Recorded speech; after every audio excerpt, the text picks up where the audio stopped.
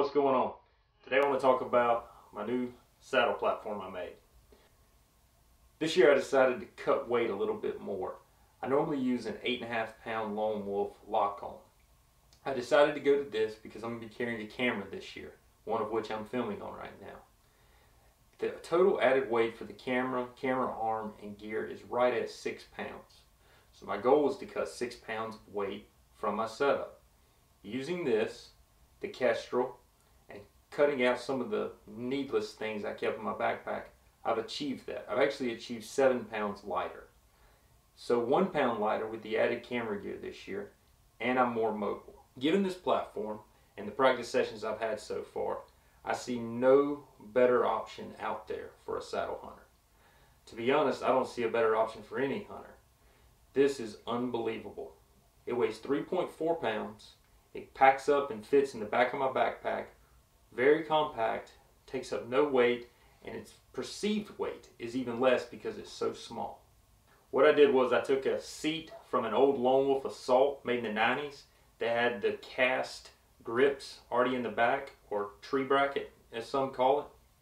I then bought a 14-inch piece of aluminum that was 1.25 inches thick on the inside, hollow. I then drilled holes for grade 8 bolts to go through to attach a Lone Wolf bracket, a homemade Versa button, and then the platform itself, or the stand seat. From there, I've taken and just made some customizations that I'm going to zoom in and show you here in a little bit and let you see what I got going on. This is how the platform will go into the woods with me. It'll be completely wrapped up tight. There's no need for any gear ties or anything like that. It all holds itself together. Once I get to the tree, I'll undo the strap and I'll pull it out and let it go. From there, what I want to use is this here. This is a simple piece of paracord with a loop through it. I'll hook this into one of my gear clips on the back of my Kestrel, and it'll follow me up on my right side all the way up to the tree. I'll unhook it, wrap it around the tree, hook it in place. Always on my left side. Every time I hang this, it will be on my left side. With that in mind, we'll talk about the Versa button here. This is the Versa button. I made this. I didn't buy a Versa button. The reason I made this instead of purchasing one is because I wanted to use a grade 8 3/8 inch hardened bolt. This is a smaller platform than a stand that's holding my weight. Possibly not 100% of my weight, but it's still holding it, and I prefer to have a grade 8 on anything I'm making myself at 3/8, twice as big as what comes normally. So instead of using the Versa button, I made this one with a 6-inch 3/8 grade 8 hardened bolt. Because it was 6 inches, it allowed for the spacer and the back part of the threads to come out of this bolt. That way there's no threads actually resting on this. It's just the smooth part of the bolt all the way through. I have a grade 8 washer here. This washer is what will allow me to reach around the stand and loop over back into place.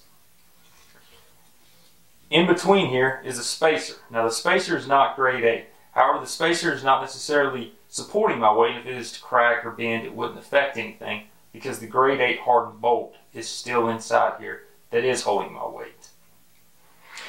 Because I used a 6-inch bolt, I had about 2 inches hanging out on the back here. So I used a rotary saw to cut this off, smooth it down, and the only reason I wanted to do that was just to keep it from hanging out quite as far. Now the bracket I did very similar to the Versa button. I used the same 6-inch bolt. The only difference on this 6-inch bolt is that when it came out the back, I had only about 1 inch hanging out. I cut the inch off. I probably could have left it hanging out a little bit longer, like the bottom one here. However, the way this bracket is set up here from the old Lone Wolf stand, I wanted to be able to have it flush with the inside. I do hunt some pine plantations from time to time, and I get on some trees that are just very small, 2 to 3 inches across, and I need these inside teeth to make sure they really grip on. If that bolt was sticking out, it wouldn't allow it. The bottom of the platform, I used the same bolt as I did for the Versa button. I had to cut quite a bit more of it off. However, it still ensured that I had a solid piece through there and very little thread. Because this is a bigger piece here, because the two sides of the cast stand, and because of the nylon washers on each side of the connections here, I do have just a little bit of thread right here that is touching, but it's very minimum, and I don't think it's going to affect any of the structure integrity of this. I cut this off here because my foot kept touching it. I didn't like that. So I cut it off narrower, and now I have no issues with anything. As you can see here, the two nylon washers are on the inside, two nylon washers on the outside. All four coated with bow wax. Bow wax is what you should be coating all nylon washers with on any tree stand, whether it's a saddle platform or just a normal tree stand. This allows for very quiet and very subtle movement. Very easily, no issues, no noise. I know a lot of people do this, but I wrap all of my cams in nylon. I use super glue, the same glue I use for my fletchings, and then I take and cut it absolutely perfect for this, all the way over so there's no sides hanging up to hit anything. I took this same nylon strap though, and I placed right here. I gave 2 wraps underneath the tape here.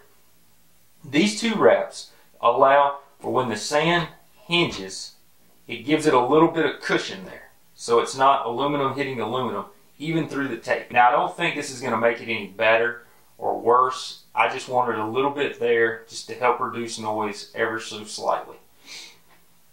So the way I plan to carry this into the woods is using my Game Winner backpack. This is the backpack I use to also pack up and carry out my deer after I kill them in the field. I quarter them up, put them in a garbage bag inside of this pack, and carry them out. So for Southwest Georgia, I can carry roughly, bone completely out, 2 full-grown deer. Given the system though, I'm going to use these 2 clamps here. I'm going to clamp over, connect itself to itself, and then do the same thing on the other side. Now, with both of these straps connected, this is attached. It's not going anywhere. It's holding itself down. It's in place. What this does give me though is a frame. With the loss of my Lone Wolf stand on my back, I've lost the frame to attach my climbing sticks or anything like that. Giving this method, I'll be able to attach that here. I'll either run my climbing sticks across, 2 on each side, since I run muddy sticks, that I'll loop the ropes through the base here, and then I'll take a cam strap and cam all the way around the backpack to cam them to the pack themselves. If I'm using my spurs like I am most of the time, I'll be able to run them down on each side of this platform. From there, I'll be able to take my Kestrel and wrap it around and hook it to itself over this. Then I can run my camera bag over. I don't plan to wear my Kestrel in.